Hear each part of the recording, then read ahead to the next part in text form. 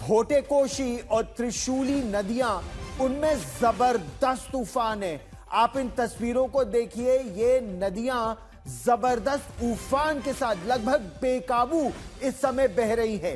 नेपाल की पुलिस ने चेतावनी जारी करते हुए बताया है कि जो जानकारी वहां तिब्बत की तरफ से आ रही है, चीन की सरकार की तरफ से जो तिब्बत आ रही है, उसके मुताबिक जहां नदी पहले रुकी हुई थी वहां बहुत बड़ी झील बन गई और पूरी तरह से पानी खाली नहीं हुआ। यानी भोटेकोशी और त्रिशूली नदियों के आसपास महा खतरा इस समय मंडरा रहा है।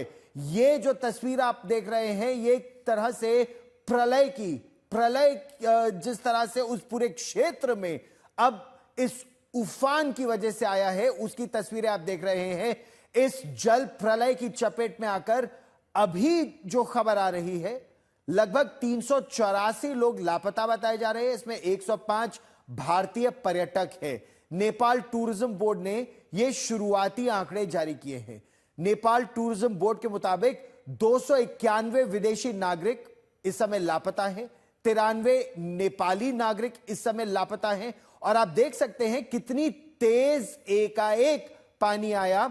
ये जो तस्वीर आप देख रहे हैं, ये सीसीटीवी कैमरे में कैद हुई तस्वीरें, एक तरह से जल प्रलय की तरह बाढ़ सी आ गई और इस समय लगभग 300 लोग लापता बताए जा रहे हैं। जो खबर आ रही है उसके मुताबिक भारतीय पर्यटकों में जो 59 पर्यटक हैं वो सम्राट टूर एंड ट्रैवल्स और 46 लीफ हॉलिडे के जरिए इस समय यात्रा कर रहे थे। यह प्रारंभिक जानकारी आई है।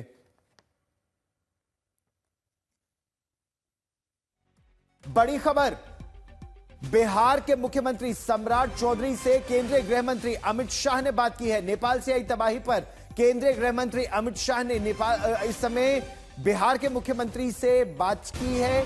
बिहार के कम से कम 6 से 7 ऐसे जिले हैं जिनको अलर्ट पर रखा गया है। कहा यह जा रहा है, बेतिया की बात करें या गंडक बैराज की बात करें, इन सभी इलाकों पर पैनी निगाह इस समय रखी जा रही है। और इस समय हितेंद्र पाल सिंह, कमांडेंट एनडीआरएफ, हमारे साथ जुड़ रहे हैं। सर, आप हमें क्या बता सकते हैं, आपको क्या अलर्ट जारी किया गया है, जमीनी स्थिति इस समय क्या है? नेपाल में जो सिचुएशन है उसके लिए ये जो यहाँ के माननीय मुख्यमंत्री महोदय ने एक भी रिव्यू मीटिंग ली थी और जो इसमें हमारे को भी जो 2 एक्स्ट्रा टीम्स, पहले से हमारी कुछ टीम्स डिप्लॉयड है नॉर्थ बिहार में, प्री मानसून डिप्लॉयमेंट जिसे हम बोलते हैं, और उसमें 2 एडिशनल टीम्स हमने भेजी हैं। एक भेजी है वेस्ट चंपारण में और दूसरी भेजी है मुजफ्फरपुर में। और इसके सिवा भी हमें अलर्ट रखने के लिए बोला गया है कि अगर कोई सिचुएशन बनती है तो हम जो हमारे बाकी रिसोर्सेज है उसको भी तैयार रखें। सर, आपका असेसमेंट क्या है, जो ओवरऑल इस समय असेसमेंट किया गया है? क्या स्थिति भारत में, बिहार में बिगड़ सकती है, और अगर बिगड़ सकती है तो क्या आपको एडिशनल टीम्स की रिक्वायरमेंट होगी? अभी तक जो अनुमान है कि जो पानी की, जो फ्लड की इनंडेशन सिचुएशन जो नेपाल में है, वो जब वो पानी भारत में आएगा गंडक बैराज के बाद, तो यहाँ भी चांसेस है कि इनंडेशन हो सकती है, जिसके लिए कि हमारे को कहा गया है कि जो हमारे जो टीमें हमने भेजी हैं उसके सिवा भी हम बाकी टीमें तैयार रखने के लिए हमें कहा गया है। तो अभी तक यही सिचुएशन है। बाकी एडिशनल टीम्स की क्या रिक्वायरमेंट होगी वो अभी तो नहीं कहा जा सकता। जी, किन किन इलाकों में इस समय बिल्कुल रेड अलर्ट है, या वहां के लोगों से क्या कहा जा रहा है? बिहार के किन इलाकों में लोग सतर्क रहे और क्या करें आपकी असेसमेंट में? नॉर्थ बिहार में और गंडक बैराज है, उससे जो उसका डाउन फ्लो है उसमें ज्यादा चांसेस हैं। जो ये नॉर्थ बिहार के इलाके, जो वेस्ट चंपारण और उसके बाद जो गंडक नदी का जो फर्दर कोर्स है उसके अलोंग और नॉर्थ बिहार में इन पर्टिकुलर, और बाकी जो ये जहां भी ये फर्दर पानी जाएगा उस इलाके में सभी जगह अलर्ट रहने के लिए बोला गया है लोगों को। जी, और अलर्ट के मायने आम नागरिकों के लिए क्या वो नदी के पास के इलाके में न रहे? क्या क्या एहतियात लोग बरते और कब तक इस स्थिति के बारे में और क्लैरिटी आ सकती है भारत में, क्योंकि नेपाल की स्थिति तो बहुत डरावनी इस समय लग रही है सर। अलर्ट होने का मतलब यही है कि अपनी जितने भी उनके सूचना के जो डिफरेंट माध्यम है उस पर नजर रखें। गवर्नमेंट कई तरह के एडवाइजरी जारी करती है, उसके काफी सारे सोर्सेज हैं, जैसे जो हमारे कॉमन सोर्सेज हैं, जो जो नॉर्मल टेलीविजन, रेडियो, इसके सिवा व्हाट्सएप पे या बाकी टेलीफोन पे और भी कई एप्लीकेशन हैं जिनमें की अलर्ट जारी किया जाता है। तो नागरिकों को नंबर वन तो यह है कि पानी के नजदीक जहां तक हो सके ना जाएं, और जो लोकल प्रशासन के लोग जो अगर उनको किसी इलाके में जो भी निर्देश देते हैं उनका पालन करें, और अपने को इस तरह से तैयार रखें कि अगर उनको शिफ्ट कहीं होना पड़े तो उसके लिए भी वो तैयार रहें। जी, और जो आपका असेसमेंट है, ये कांटेक्ट कब तक, मतलब कब तक वो गंडक बैराज में पानी का जलस्तर बढ़ सकता है या डाउनफ्लो बढ़ सकता है, कितना समय इसमें और लग सकता है? इसमें ये आज रातों किसी वक्त हो सकता है। आज रात किसी भी वक्त? जी। तो मतलब अभी 6 से 8 घंटे हैं लोगों के पास सुरक्षित स्थान पर वो जाएं, और खासतौर पर नदी के आसपास का जो इलाका है। आप आज तक पर मेरे साथ जुड़े, बहुत बहुत धन्यवाद। कोसी गंडक गंगा से सटे इलाके जो हैं उसमें एक अलर्ट है, गंडक बैराज पर निगरानी इस समय रखी जा रही है, लेकिन ये डाउनस्ट्रीम यानी जो नदी का बहाव भारत में आने के बाद जो स्थिति है उसकी तैयारी अभी से की जा रही है। सुजीत झा मेरे सहयोगी पटना से और जानकारी के साथ जुड़ रहे हैं। सुजीत, केंद्रीय गृह मंत्री ने मुख्यमंत्री से बात की, जो रिव्यू मीटिंग हुई है उससे सुजीत क्या निकल कर आ रहा है? देखिए, अब जिस तरीके का दृश्य आ रहा है, जिस तरह का वीडियो हम लोग देख रहे हैं नेपाल से, मुझे नहीं लगता है कि अभी तक इस तरह का दृश्य कभी किसी ने देखा होगा। करीब 25-25, 30-30 फुट ऊपर पानी आ रहा है, और उतना पानी को एडजस्ट करना। रिव्यू मीटिंग ठीक है, लेकिन जिस तरह की प्राकृतिक आपदा है ये, निश्चित तौर पर ये काफी अलार्मिंग है, बहुत ही ज्यादा अलार्मिंग है, और इसको हल्के में नहीं लिया जा सकता। तैयारी कितनी कर पाएंगे ये कहना मुश्किल है। अगर सारा पानी अगर आ रहा है, त्रिशूली नदी जो कि मुंगलिंग के बाद ऐसा पता चल रहा है कि पानी जो है त्रिशूली नदी में आ चुका है, और मुंगलिंग जो है, मुंगलिंग से वो भारत की तरफ बढ़ रहा है।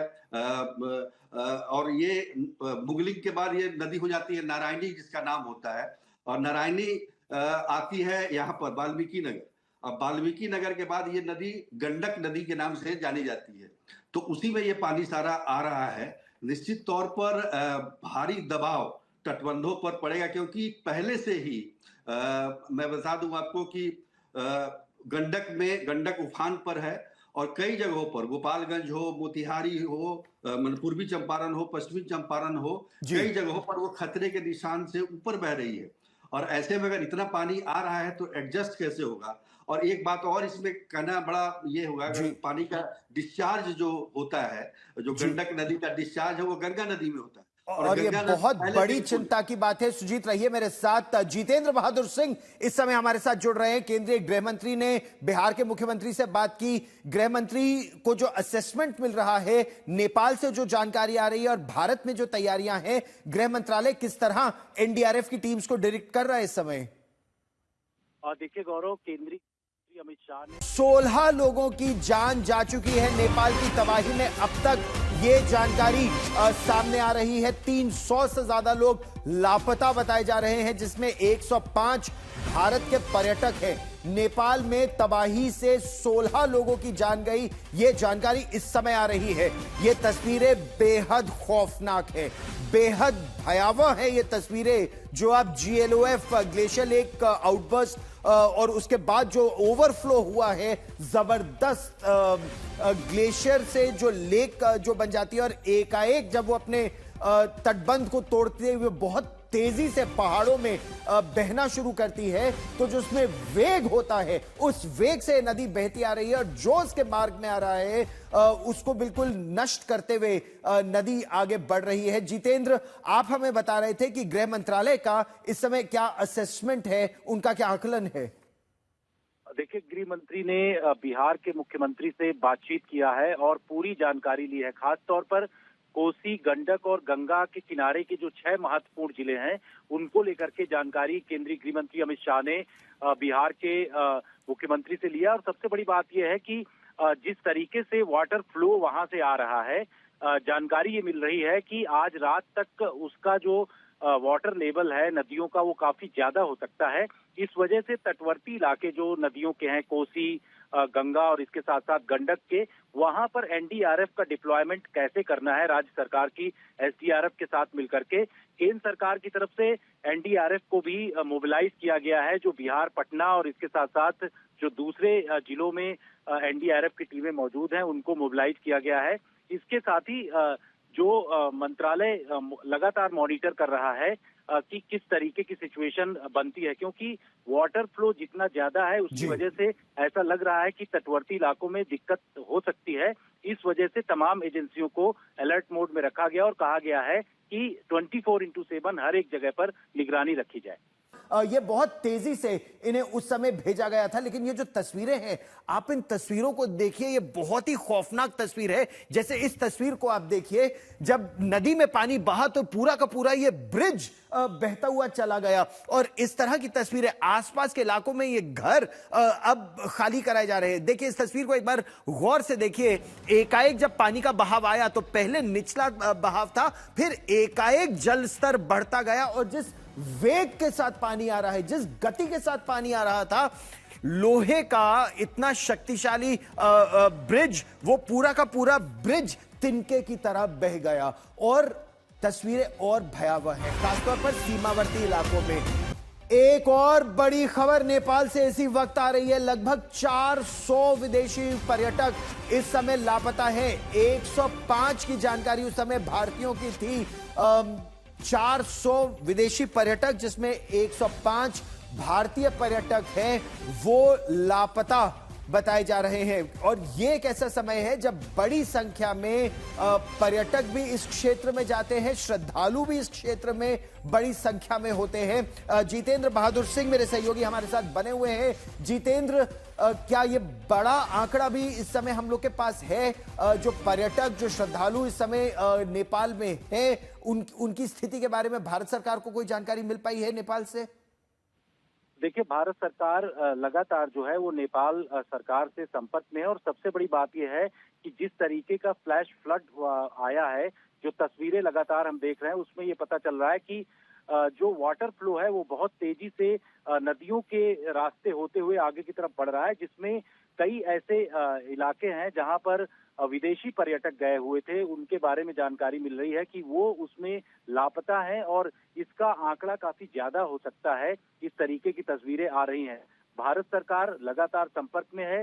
जहां तक बात करें केंद्रीय गृह मंत्रालय की, एनडीआरएफ को पूरी तरीके से मोबिलाइज किया है कि जो बिहार में या फिर अन्य जिलों में एनडीआरएफ की टीमें मौजूद हैं, उनको तटवर्ती इलाकों में, भारत में जो 6 जिले हैं जहां पर अलर्ट मोड में रखा गया है, कोसी, गंडक और गंगा का पानी जिन इलाकों में आता है, वहां पर पूरी तरीके से मोबिलाइज किया गया। और सबसे ज्यादा जो स्थिति दिखाई पड़ रही है नेपाल के अंदर, वो सबसे खतरनाक स्थिति हो सकती है। हमने एनडीआरएफ के अधिकारियों से जो बातचीत किया है, उनको भी अलर्ट मोड में रखा गया, क्योंकि भारत हमेशा से जो पड़ोसी देश हैं उनकी सहायता करने के लिए तत्पर रहता है। और ऐसी स्थिति में भारत की जो एनडीआरएफ की टीमें, इसके साथ साथ आर्मी और जो दूसरी टीमें हैं, उनको भी अलर्ट मोड पर रखा गया है। और हो सकता है कि जल्द से जल्द उनको वहां पर रवाना किया जाए। स्थिति काफी गंभीर है, इस वजह से तमाम एजेंसियां भारत की जो है वो कोऑर्डिनेटेड अप्रोच से काम कर रही हैं। बिल्कुल, क्योंकि भारत के पास इसका अनुभव भी है और नेपाल की मदद भारत पहले भी कर चुका है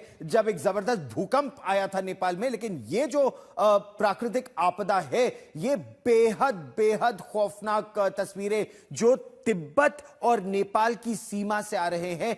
वहां पर जीएलओएफ, एक ग्लेशियर लेक का ओवरफ्लो, जो आउटबर्स्ट था, यानी अपने बैंक को तोड़ती हुई जो नदी निकली, जो पानी निकला इतने वेग के साथ कि अपने आगोश में जो आया उसको लीलता हुआ ये पानी आगे बढ़ता जा रहा है इस समय भी। दरअसल नेपाल की भोटेकोशी नदी में बाढ़ से उत्तर प्रदेश के मुख्यमंत्री योगी आदित्यनाथ भी एक बैठक कर रहे हैं, क्योंकि ये जो सीमावर्ती इलाका है ये उत्तर प्रदेश में कुशीनगर में गंडक नारायणी नदी में जो उफान है उसकी आशंका, और महाराजगंज कुशीनगर यहां पर भी अलर्ट पर है प्रशासन। बिहार में मुख्यमंत्री एक अलग मीटिंग कर रहे हैं। बिल्कुल, देखिए सबसे बड़ी बात है, चूंकि ये उत्तर प्रदेश की बात है और उत्तर प्रदेश का जो सीमावर्ती इलाका है नेपाल से चूंकि सटे होने के बाद अगर मैं आपको बताऊं तो महाराजगंज कुशीनगर में गंडक नारायण नदी के जलस्तर का प्रबल संभावना है कि वहां पर बढ़ेगा, और इसी वजह से कहीं ना कहीं सीएम योगी आदित्यनाथ ने बड़ी एक बैठक करके पूरी तरीके से नेपाल में जिस तरीके से ये सीमावर्ती इलाकों में कहीं ना कहीं जलस्तर बढ़ने की संभावना जताई जा रही है, उसको लेकर भी ये मंथन चल रहा है। और इसमें कहा गया है कि किसी भी तरीके से बचाव किया जाए, किसी भी तरीके से जलस्तर को बढ़ने पर पहले से ही सुरक्षा व्यवस्था को देखा जाए, क्योंकि गंडक नारायण नदी का जलस्तर जब बढ़ा है तो उससे जो असर पड़ेगा वो भी कहीं ना कहीं जो सिद्धार्थनगर वाली बेल्ट है पूरी, वहां पर इसका फर्क पड़ेगा। और इसी को लेकर जो उस इलाके के डीएम और एसपी है, साथ ही साथ वहां पर राहत बचाव के लेकर भी अलर्ट कर दिया गया है, जिससे कि ये माना जा रहा है कि कहीं ना अगर अचानक से भी जरूरत पड़ती है तो वहां पर इसकी व्यवस्था पूरी तरीके से बनी रहे। और इसी को लेकर सीएम योगी आदित्यनाथ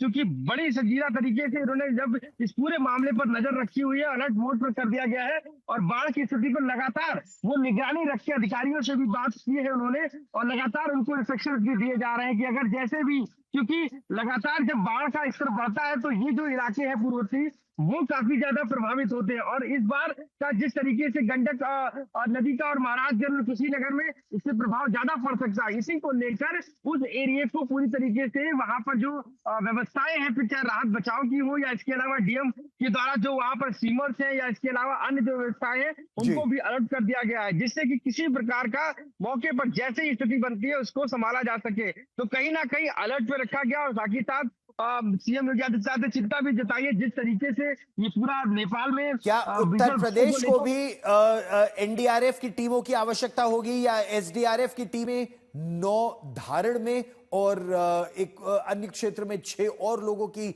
मौत की पुष्टि हुई है, इसमें 7 महिलाएं हैं, 8 पुरुष हैं। एक मृतक की पहचान अभी तक नहीं हो पा रही है। पुलिस के मुताबिक प्रभावित क्षेत्रों से घायलों को अभी निकालने का प्रयास चल रहा है। जहां जहां सड़कें हैं वहां पर तो प्रयास किया जा रहा है, लेकिन कई इलाकों में खबर इस तरह की आ रही है कि सड़कें तक बह गई हैं। खबर यह भी आ रही है कि रसुआ से 13, नुवाकोट से 19 और दाहिर से 3 घायलों को बचाने का प्रयास चल रहा है। राहत और बचाव अभियान इस समय जारी है। फ्लैश फ्लड को लेकर एक बड़ा बयान दिया है। शिशिर खनाल ने कहा है कि पहले भूकंप आया और उस भूकंप की वजह से एक फ्लैश फ्लड ट्रिगर हो गया, जिसके बाद इतनी भयंकर तबाही मची है। स्थानीय मीडिया के अनुसार नेपाल सरकार ने शुरुआती रिपोर्ट के आधार पर यह बयान दिया है। जो प्रारंभिक जानकारी आई है उसके मुताबिक ये GLOF यानी ग्लेशियर लेक आउटबर्स्ट फ्लड, जिसकी आप तस्वीरें भी अपने टेलीविजन स्क्रीन पर देख रहे हैं, ये बेहद बड़ा बहुत बड़ी एक आपदा एकाएक आई। और अब गंडक बैराज पर भारत में निगरानी रखी जा रही है। बेतिया में एनडीआरएफ अलर्ट पर है। भारत के 105 पर्यटक इस समय लापता बताए जा रहे हैं। 300 विदेशी पर्यटक लापता है। एक और बड़ी खबर इस समय आ रही है। नेपाल में फ्लैश फ्लड से मची तबाही के बाद भारत ने मदद का हाथ एक बार फिर बढ़ाया है। नेपाल की ओर से, भारत की ओर से नेपाल के लिए राहत सामग्री भेजी जाएगी। भारत की तरफ से भेजी जा रही राहत सामग्री, इसकी प्रारंभिक जानकारी हमें मिल पा रही है। भारत रसद सामग्री जो लोग इस समय फंसे हुए हैं उनकी मदद के लिए भेजेगा। इसका एनडीआरएफ की टीमें भी स्टैंड बाय पर हैं। भारतीय सेना और भारतीय वायुसेना उनकी टीमें भी इस समय स्टैंड बाय पर हैं, क्योंकि भारत के पास जो हेलीकॉप्टर्स हैं, मी-17 1V हेलीकॉप्टर्स, ये मीडियम लिफ्ट ट्रांसपोर्ट हेलीकॉप्टर्स हैं। हमारे जो चिनूक हेलीकॉप्टर हैं भारतीय वायुसेना के, ये बड़ी संख्या में लोगों को भी बचा सकते हैं और उसके अलावा रसद सामग्री पहुंचाने में, दुर्गम इलाकों तक पहुंचने में, ऊंचे इलाकों में पहुंचने के लिए मी-17 और चिनूक दोनों बेहद उत्तम हेलीकॉप्टर्स हैं जो भारतीय वायुसेना के पास है। भारतीय वायुसेना की टीमें इस समय सेना, वायुसेना, एनडीआरएफ, इनको स्टैंड बाय पर किया गया है। इस तरह की खबरें फिलहाल आ रही हैं। लेकिन ये 4 तस्वीरें हम आपको दिखा रहे हैं कि एकाएक जीएलओएफ यानी जो ग्लेशियर लेक थी, जब वो एकाएक उसका ओवरफ्लो हुआ, यानी अपने बांध को तोड़ती हुई, अपने तट को तोड़ती हुई पहाड़ों में जब ये पानी आया तो पहाड़ों में इसका वेग और बढ़ जाता है और उस वेग के बढ़ने से आसपास के इलाकों में कितना नुकसान पहुंचा है, ये उसकी तस्वीरें आप इस समय देख रहे हैं। सिद्धार्थ हमारे साथ पंकज दास मेरे सहयोगी हमारे साथ जुड़ रहे हैं काठमांडू से। पंकज, इस समय क्या स्थिति है? क्या आप उस इलाके में पहुंच पा रहे हैं जहां आप हैं? वहां से कितनी दूर है ये इलाका जहां ये त्रासदी हुई है? जी, ये इलाका बिल्कुल चाइना का जो केरुंग बॉर्डर है उससे सटा हुआ रसवा इलाका है, काफी दूर है काठमांडू से, और वहां जाने वाली सारी सड़कों को बंद कर दिया गया है फिलहाल, क्योंकि 40 किलोमीटर सड़क जो है पूरी तरीके से जो इस बाढ़ में बह गया है, और उस रास्ते में पड़ने वाले 19 पुल वो भी बह गया है, इसलिए रास्ते तो सभी बंद कर दिए गए हैं। फिलहाल जहां तक जाने का प्रयास मैं कर रहा हूं कि जितनी पास तक हो सके वहां तक मैं पहुंच सकूं, लेकिन पूरे रास्ते में जो है पुलिस वाले लगातार मना कर रहे हैं इस बारे में कि उस एरिया में अभी किसी को भी जाने की इजाजत नहीं दी जा रही है। जी, अच्छा, ये जो तिब्बत और नेपाल की इसका सीमावर्ती इलाका है, आप बता रहे हैं कि वहां पर 40 किलोमीटर रोड बह गई है, 19 पुल बह गए हैं। खबर यह भी आ रही है वहां बड़ी संख्या में पर्यटक भी होते हैं और वो श्रद्धालु भी होते हैं जो तिब्बत जाना चाहते हैं कैलाश मानसरोवर यात्रा के लिए। उनके बारे में कोई जानकारी, वो सुरक्षित है? बिल्कुल, नेपाल पर्यटन बोर्ड की तरफ से ऑफिशियली ये जानकारी दी गई है कि कम से कम 384 लोग इस समय जो हैं वो मिसिंग हैं, जिनसे कोई संपर्क नहीं हो पा रहा है, जो कैलाश मानसरोवर की यात्रा पर गए थे या जो ट्रेकिंग पर गए थे। इनमें से 384 लोग, और उनमें से 100 से अधिक भारतीय लोग हैं। सबसे अधिक भारतीय जो है वो कैलाश मानसरोवर की यात्रा पर वो जाते हैं, चूंकि इस समय कैलाश मानसरोवर का सीजन है और नेपाल से सबसे आसान होता है कैलाश मानसरोवर तक जाना, तो इसलिए कैलाश मानसरोवर की यात्रा पे जाने वाले जो भी तीर्थ यात्री थे, उनमें से नेपाल पर्यटन बोर्ड की तरफ से बताया गया है कि करीब 100 से अधिक भारतीय पर्यटक और कुल 384 लोग, ये ऑफिशियल डाटा है कि 384 लोग अभी संपर्क विहीन हैं। ये बेहद कठिन इलाका भी है, दुर्गम इलाका है, लेकिन बहुत खूबसूरत है, जिससे कैलाश मानसरोवर की यात्रा की जाती है। हालांकि कैलाश मानसरोवर के लिए कई यात्रा के रूट हैं, लेकिन नेपाल का रास्ता सुगम इसलिए भी बताया जाता है क्योंकि सड़कें भी हैं, ब्रिजेस भी हैं, लैंड रूट भी है और हेलीकॉप्टर के जरिए भी पर्यटक वहां से जा सकते हैं। कम समय भी इसके लिए लगता है। लेकिन अभी जो जानकारी है, जो 105 भारतीय लापता बताए जा रहे हैं, ये ज्यादातर इनमें पर्यटक हैं, श्रद्धालु हैं, क्या किन्हीं कैंप्स में ये लोग रह रहे थे? उनके बारे में आप हमें क्या बता सकते हैं पंकज? ये जो चाइना का केरुंग बॉर्डर है, जिसके विजुअल्स भी कुछ आ रहे हैं सामने, जो चाइनीज एम्बेसी यहाँ पे है, उन्होंने अपने बॉर्डर के जो वीडियो है उसी रास्ते से जो है तीर्थयात्री जा रहे थे, और ऐसा बताया गया है हमें कि वहीं पे रुके हुए थे। जो अधिकांश जो यात्री जाने वाले थे या वहां से आने वाले थे, उनमें वहीं पे रुके हुए थे। कुछ उनका वीजा का प्रोसेस, इमिग्रेशन का प्रोसेस चल रहा था। ऐसे टाइम में अचानक से जो ये सैलाब है वो आया, और वहां बिल्कुल वो लोग अभी इस समय मिसिंग बताए जा रहे हैं। ये तस्वीरें बेहद भयावह हैं। नेपाल की सरकार क्या क्या कदम उठा रही है और क्या ये जानकारी है कि और किस चीज की आवश्यकता है?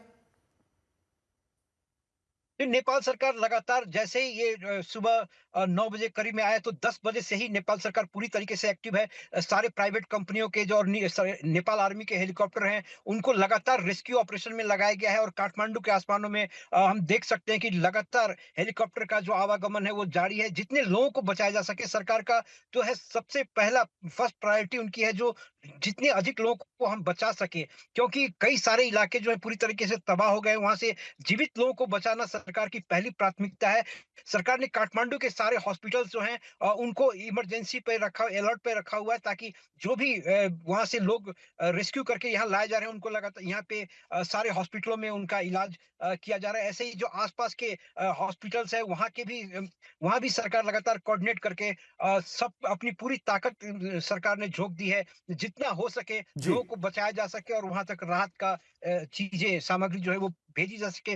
लेकिन भौगोलिक कठिनाई की वजह से आप जानते हैं बहुत ही दुर्गम क्षेत्र है रसुआ जो है, सड़कें नहीं है, सिर्फ वहां तक पहुंचने का एकमात्र साधन जो है वो हेलीकॉप्टर ही है। तो अभी लोगों को बचाया जा रहा है और साथ में जितने हो सकता है वहां पे जो ट्रेन तिरपाल जो लोग बच गए हैं क्योंकि उनके पास घर नहीं है, जी, खाने को नहीं रहिए है, मेरे तो साथ लगातार शांति महार जो नेशनल डिजास्टर रिस्पांस टीम की प्रवक्ता है नेपाल से, वो हमारे साथ जुड़ रही हैं। शांति जी, आप हमें क्या बता सकती हैं इस समय की स्थिति के बारे में? नेपाल के नेशनल डिजास्टर रिस्पांस टीम की प्रवक्ता हमारे साथ जुड़ रही हैं। हम उनसे भी जानने का प्रयास करेंगे कि नेपाल सरकार क्या क्या कदम उठा रही है और क्या कदम उठाने की आवश्यकता है, और क्या किस किस तरह की मदद की आवश्यकता हो सकती है। लेकिन ये जो तस्वीरें आप देख रहे हैं, ये बिल्कुल तिब्बत और नेपाल की सीमावर्ती इलाका है। यही बॉर्डर क्रॉसिंग है जहां एकाएक पानी बहुत तेज आया। नेपाल सरकार की तरफ से पंकज क्या क्या कदम इस समय उठाए जा रहे हैं? एक आपने हेलीकॉप्टर्स के बारे में बताया, अस्पतालों में क्या और किसी चीज की आवश्यकता है? बड़ी तस्वीर के बारे में उनका क्या आकलन है प्रशासन का? जितने भी यहाँ सरकार की जो पूरी मशीनरी है इस समय, जो लोग वहां से जीवित बचाकर लाए जा रहे हैं या जो घायल है उनको लाया जा रहा है, उनको हॉस्पिटल में उनका ठीक से इलाज हो सके, सरकार इस पर ध्यान दे रही है। और सबसे बड़ी चुनौती, जो लोग वहां बच गए हैं लेकिन जिनके पास अब रहने को घर नहीं है, खाने को कुछ भी नहीं है, उनकी आज रात कैसे कटेगी, कैसे उनको सुरक्षित वहां आसपास के इलाकों में पहुंचाया जाए, सरकार के लिए सबसे बड़ी चुनौती इस समय यही है। और लगातार सरकार ने आह्वान भी किया है और सरकार के आह्वान के बाद जो यहाँ पे जो सामाजिक संस्थाएं, खासकर जो एचएसएस, जो आरएसएस की यहाँ पे है, वो लोग, उनकी टीम पूरी लगी हुई है यहाँ पे जो है राहत सामग्री कैसे वहां भेजा जाए, वहां के स्थानीय लोगों से मिलकर ये लोग इस काम में, रेस्क्यू के काम में लगे हुए हैं। और क्या स्थिति बद से बदतर हो सकती है, इस बात की भी आशंका है? क्योंकि जो तिब्बत की तरफ से जानकारी आई है या चीन की तरफ से जानकारी आई है, उसके मुताबिक पूरा पानी अभी निकला नहीं है, अभी भी पानी का जमावड़ा, वो जो ग्लेशियर लेक आउटबर्स्ट फ्लड है, उस इलाके में ग्लेशियर की जो लेक है उसमें अभी भी बहुत पानी जमा है। पंकज, चीन के तरफ से ऑफिशियली ये नेपाल गवर्नमेंट को बता दिया गया है कि खतरा अभी टला नहीं है, पानी वहां पे अभी भी है, काफी पानी है। और लगातार ये जो अवरोध है जैसे ही हटेगा वैसे और ज्यादा पानी आने की संभावना, इसे तबाही का जो मंजर है वो और भी भयावह हो सकता है। चीन ने आधिकारिक तौर पे करीब 2 बजे के आसपास नेपाल सरकार को जानकारी दे दी थी और तत्काल नेपाल सरकार ने अपनी तरफ से उन इलाकों में रहने वाले सारे जो भी तट इलाकों में लोग रह रहे हैं उनसे अपील की है कि खतरा अभी और टला नहीं है, खतरा और बढ़ सकता है और भयावह हो सकता है, इसलिए सुरक्षित होकर वो अपने जो तटीय इलाका है उसको छोड़कर सुरक्षित स्थानों पर चले जाए। जो नीचे तक का मैदानी इलाका है, जो भारतीय सीमा तक लगते हैं, वहां तक के लोगों से अपील की गई है कि वहां पुलिस प्रशासन भी इसमें लगा हुआ, जो तटीय इलाकों में। पंकज रहिए मेरे साथ। ये पहली तस्वीरें इस समय आ रही हैं जो ड्रोन कैमरा से ली गई हैं। ड्रोन से जो तस्वीरें ली गई हैं वो आपको कितनी विशाल है, इसकी तबाही की तस्वीर वो आप इसमें देख सकते हैं कि जो पानी आया और जिस वेग से पानी आया, तो आसपास जो था, वो जो बॉर्डर क्रॉसिंग की आप बात करते हैं, पूरी की पूरी बॉर्डर क्रॉसिंग उसमें बह गई। बसें, ट्रक, बड़े बड़े कंटेनर, छोटी गाड़ियां, सब लोग जो वहां थे वो बह गए। और जो जिस वेग से पानी पहाड़ों से नीचे आया, उससे आसपास के इलाके यानी तटीय क्षेत्रों में जो नदी के आसपास के लोग थे, उनके घर, बड़े बड़े ब्रिज, पुल सब बहते चले गए। और चीन ने जो जानकारी नेपाल को दी है उसके मुताबिक खतरा अभी टला नहीं है, खतरा अभी और बड़ा है। ड्रोन कैमरे की ये तस्वीरें आप देख सकते हैं कि न केवल पानी उस इलाके में घुसाया है, घरों में घुसाया है, बल्कि नदी का जो कटान है उसके अलावा उसके इतर भी गांवों में, शहरों में पानी बहुत ज्यादा घुसाया है। क्या स्थिति बद से बदतर अगले कुछ घंटों में होगी? नेपाल में भी तनावपूर्ण स्थिति है, चिंताजनक स्थिति है। और भारतीय सीमा की अगर बात करें, सीमा के इस पार बिहार और उत्तर प्रदेश दोनों जगह अलर्ट घोषित कर दिया गया है। केंद्रीय गृह मंत्री अमित शाह ने बिहार के मुख्यमंत्री से भी बात की और दूसरी तरफ उत्तर प्रदेश के मुख्यमंत्री योगी आदित्यनाथ ने भी एक इमरजेंसी समीक्षा बैठक की है कि जब वो पानी भारत की सीमा में प्रवेश करेगा तो बिहार में क्या क्या कदम उठाने की आवश्यकता है। बिहार के मुख्यमंत्री के मुताबिक वहां पर एनडीआरएफ और एसडीआरएफ दोनों की कई टीमों को तैनात किया गया है। गंडक नदी और गंडक बैराज पे लगातार नजर रखी जा रही है और जो डाउनस्ट्रीम है यानी उसके बाद का इलाका, ये केवल किसी एक क्षेत्र में नहीं, 6 जिलों में इस समय रेड अलर्ट, उत्तर बिहार के और गंडक के डाउनस्ट्रीम इलाकों में रेड अलर्ट जारी किया गया है। और गंडक के अलावा कोसी, गंडक, गंगा, तीनों नदियों के आसपास खासा तनावपूर्ण या चिंताजनक स्थिति अगले 6 से 8 घंटों में हो सकती है। कहा यह जा रहा है कि शाम या रात तक ये पानी भारत की सीमा में प्रवेश करेगा और उसके बाद अगर खतरा चीन के मुताबिक पूरा पानी उस ग्लेशियर के में से जो झील बन गई थी, जब वहीं से पूरा पानी नहीं निकला है तो लगातार ये स्थिति बद से बदतर हो सकती है। खबर यह है, नेपाल में जो कुदरती आपदा आई है न केवल नेपाल में तबाही मचाई है बल्कि भारत के बिहार और उत्तर प्रदेश में भी रेड अलर्ट है, अलार्म खतरे का बज गया है। नेपाल के रसुआ जिले में तिब्बत सीमा के पास हुआ ये जो संभावित प्रारंभिक जानकारी के मुताबिक ये GLOF है। यानी एक और बड़ी खबर आ रही है, नेपाल में जो भारत का दूतावास है उसने एक इमरजेंसी नंबर जारी किया है। किसी को कोई जानकारी लेनी हो अपने परिजनों के बारे में, स्थिति के बारे में, भारतीय नागरिकों की मदद के लिए और जानकारी के लिए भारतीय नागरिकों की मदद के लिए एक नंबर जारी किया गया है, +977 985 131 6807। ये पहला नंबर है जो जारी किया गया है। 2 नंबर भारतीय दूतावास ने जारी किए हैं जिसको हम लगातार आपको दिखाते भी रहेंगे। +977 नेपाल का कोड, 970 910 7500। ये दोनों नंबर भारत में जो भारतीय दूतावास है नेपाल में उसके नंबर जारी किए गए हैं भारतीय नागरिकों की मदद के लिए, जानकारी देने के लिए। पंकज मेरे सहयोगी हमारे साथ बने हुए हैं और बेहद भयानक तस्वीरें आप इस समय देख भी रहे हैं, जिस तरह से तबाही उस समय मची और खासतौर पर तिब्बत और नेपाल का जो सीमावर्ती इलाका है वहां पर यह बॉर्डर क्रॉसिंग है, तिब्बत का की बॉर्डर क्रॉसिंग है। और एकाएक जो पानी आया बॉर्डर क्रॉसिंग पे, जो ट्रक्स, जो बसेस पर्यटकों को लेकर, श्रद्धालुओं को लेकर जाने वाली जो बसेस थी और जो गाड़ियां वहां मौजूद थी, जो लोग वहां मौजूद थे, वो तस्वीरें आप देख सकते हैं। 105 भारतीय पर्यटक इस समय लापता बताए जा रहे हैं। कुल मिला के ये आंकड़ा लगभग 400 के पास है जो विदेशी पर्यटक इस समय लापता बताए जा रहे हैं। ये भोटी, कोशी और त्रिशूली नदियां इस समय पूरी तरह से बेकाबू बताई जा रही है। पंकज दास मेरे सहयोगी हमारे साथ बने हुए हैं। पंकज, नेपाल की सरकार, आप बता रहे थे कई हेलीकॉप्टर्स उन्होंने इस क्षेत्र में उड़ाने शुरू किए हैं बचाव और राहत के लिए।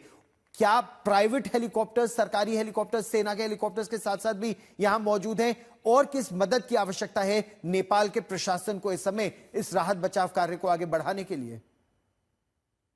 सबसे पहले शुरू में ही प्रधानमंत्री ने विशेष अपने ही पहल पर उन्होंने सारे जो निजी हेलीकॉप्टर कंपनियां हैं उनसे बात की थी और उनके साथ कोऑर्डिनेट करके सभी जो यहाँ प्राइवेट और सरकारी जो भी है, सरकारी सेना का हेलीकॉप्टर है, उन सभी को जो है रेस्क्यू ऑपरेशन में लगाया गया। और इस समय चारों तरफ से हेलीकॉप्टर की आवाजें सुन सकते हैं काठमांडू के आसमान में, जो रसुआ से और आसपास के जिलों से जिन लोगों को रेस्क्यू करके लाया जा रहा है उनको देखा। इस समय नेपाल सरकार को सबसे अधिक जो है रेस्क्यू के साथ साथ जो वहाँ पे जिस तरह का केवल है उसमें किस तरह से बचाव कार्य और तेजी से किया जा सके, क्योंकि अंधेरा होने। पंकज, आप इस बड़ी खबर पर नजर बनाए